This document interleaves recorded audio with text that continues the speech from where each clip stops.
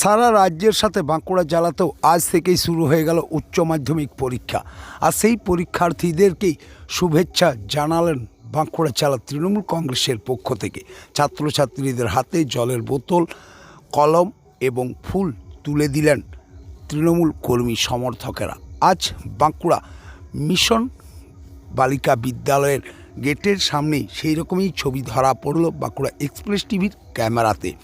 এদিন এলাকার বিশিষ্ট সমাজসেবী তথা তৃণমূল নেতা তাপস সিন্দালের উপস্থিতিতে এবং বাঁকুড়া পৌরসভার প্রাক্তন সিআইসি মেম্বার তনুশ্রী সিন্দাল ও বর্তমান কাউন্সিলর রাজু লোহার, তারা সকলেই ছাত্রছাত্রীদের হাতে জলের বোতল, পেন এবং একটি করে গোলাপ তুলে দিয়ে তাদেরকে শুভেচ্ছা জানালেন। জীবনের এই প্রথম বড় পরীক্ষা দিতে চলেছে তারা এবং এই পরীক্ষার পরেই তাদের ভাগ্য নির্ধারণ হবে। আর সেই পরীক্ষা যেন সকলের সুষ্ঠুভাবে সফল হয় এবং বাঁকুড়া জেলার মুখ উজ্জ্বল করে সেই সকল ছাত্রছাত্রীরা, তাই তাদেরকে আজকে শুভেচ্ছা জানালেন তারা।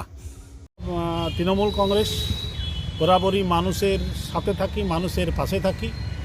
তাই বাঁকুড়া জেলা তৃণমূল কংগ্রেসের পক্ষ থেকে আজ যেহেতু উচ্চ মাধ্যমিক পরীক্ষা শুরু হচ্ছে, তাদেরকে আমরা শুভেচ্ছা জানাচ্ছি।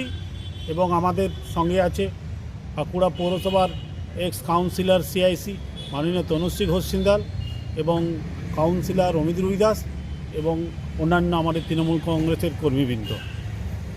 আপনার নাম? তাপস সিন্দাল। আমি বর্তমানে প্রেসিডেন্ট আছি 21 নম্বর ওয়ার্ড।